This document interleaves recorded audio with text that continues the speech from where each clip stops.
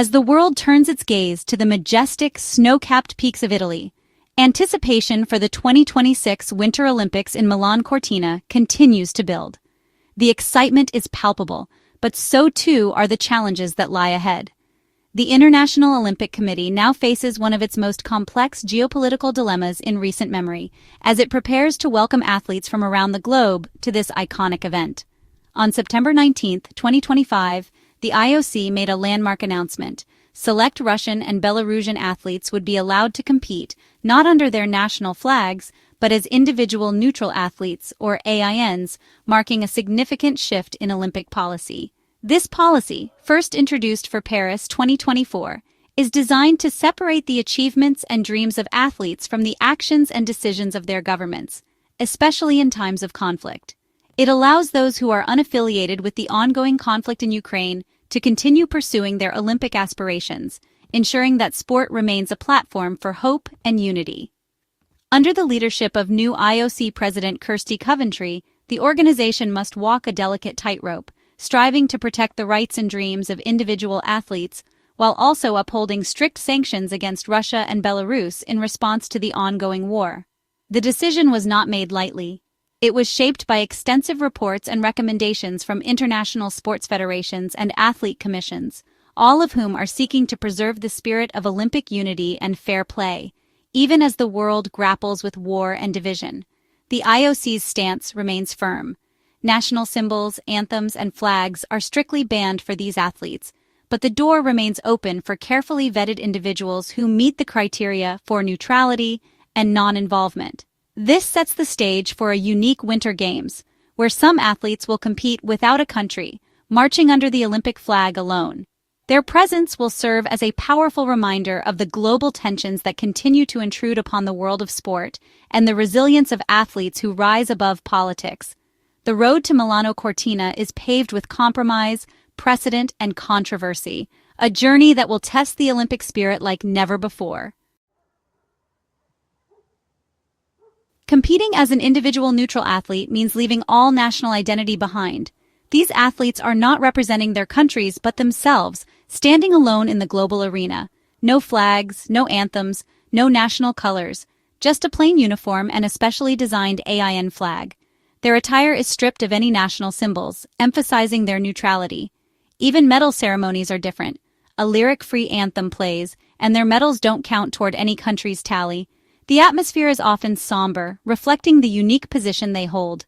These athletes are present as individuals, not as part of a national delegation, and their support staff must also pass strict vetting. They operate under a different set of rules and scrutiny. There is no Team Russia or Team Belarus in the Olympic Village, just isolated individuals. They live and compete without the camaraderie of a national team. The IOC insists this honors the athlete, not the nation, but the experience is solitary and emotionally charged. The isolation can be a heavy burden to bear. The AIN category, while meant to depoliticize, is itself a political statement, acknowledging the severity of the global situation. It's a complex and often controversial stance. It's a path that demands resilience, as athletes compete under scrutiny and without the usual support of national pride.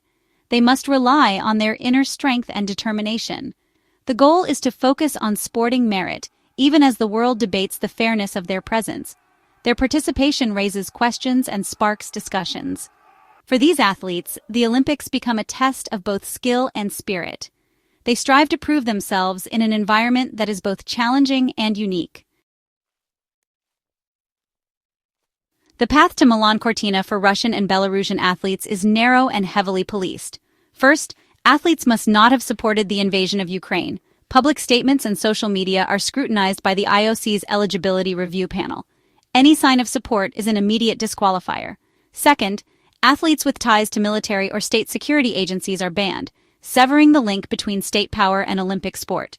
Third, strict anti-doping compliance is mandatory with extra scrutiny given Russia's doping history. Only individuals, not teams, can compete, excluding sports like hockey and relay events. These four conditions, no war support, no military ties, clean records, and individual-only participation, mean very few will qualify. The process is exhaustive, designed to ensure only the most neutral and vetted athletes reach the Games. For most, the door remains firmly closed. The rules stem from Russia's 2022 invasion of Ukraine, a conflict that has had far-reaching consequences not just politically, but also in the world of sports, and Belarus's support, which shattered the Olympic truce, a tradition meant to promote peace and unity during the Games, and global norms. The IOC responded by urging federations to ban Russian and Belarusian athletes from international competitions to uphold the principles of fair play and respect, then suspended the Russian Olympic Committee after it absorbed sports councils from occupied Ukrainian regions. These actions violated the Olympic Charter's respect for territorial integrity. The sanctions target states and their symbols, aiming to send a strong message, not individual athletes, unless they're complicit. The IOC refuses to let the Games legitimize aggression or be used as a tool for political propaganda, or become a platform for state propaganda.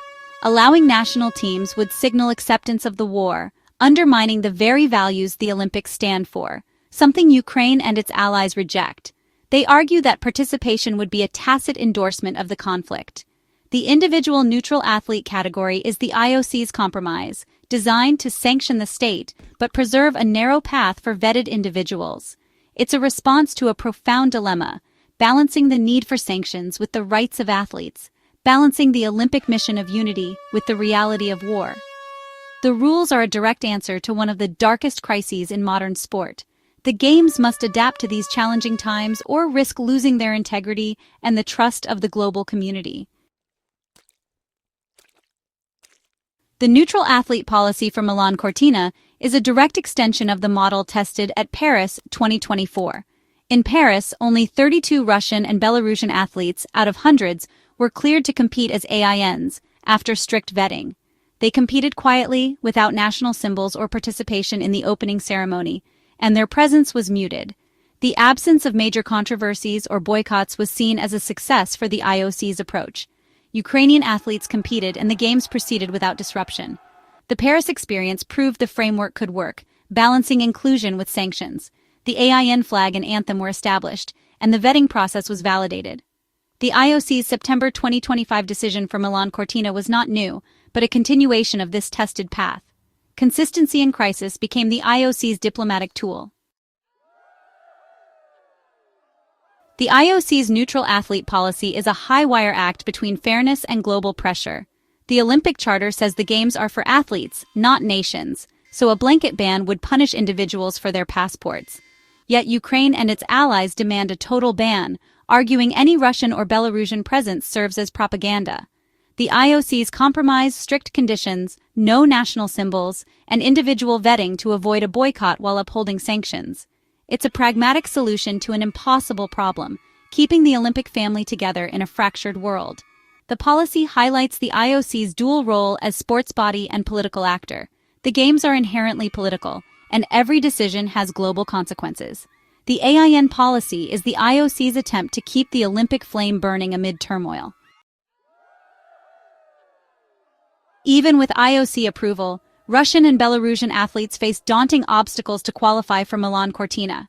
International sports federations control access to Olympic qualifiers, and many still ban these athletes outright. Key winter sports like skiing and biathlon maintain strict exclusions, making qualification nearly impossible. Some federations are more open, but most face pressure from member nations to uphold bans. As a result, only a handful of neutral athletes are likely to make it to the Games, fewer than in Paris. Athletes must train in isolation, pass rigorous vetting, and hope their sports federation opens a door. The journey is fraught with uncertainty and political obstacles at every turn. For most, Milan Cortina remains out of reach. In Russia and Belarus, the neutral athlete policy is seen as a national insult and a tool of Western pressure. Officials condemn the rules as discriminatory, especially the bans on military ties and national symbols. Some athletes refuse to compete under neutral status, citing loyalty and pride, while others quietly prepare, hoping for a chance. The decision is deeply personal. Olympic dreams weighed against national expectations and political realities. State media often vilifies those considering neutral participation, adding social pressure to the mix. Despite official outrage, some teams continue training for 2026, navigating a complex environment. The divide between public rhetoric and private ambition is stark. For these athletes, the struggle is as much at home as it is on the international stage. Allowing individual neutral athletes at Milan Cortina is more than a logistical move. It's a statement about the Olympic Games' evolving role. The presence of AINs is a visible reminder of war and division, turning the Games into a mirror of global conflict. The AIN framework shifts focus from nations to individuals, testing whether the Olympic spirit can survive without national pride. For those who qualify, their journey is one of resilience, overcoming political, logistical, and emotional barriers. They compete not for a country, but for the right to participate at all. The 2026 Games will be less about national unity and more about individual perseverance. The IOC's decision is a pragmatic adaptation to a world where peace can't be assumed. The Olympic flame endures, but the contest is now as much about ideals as it is about sport. Milan Cortina will host not just athletes but a test of the Olympic ideal itself.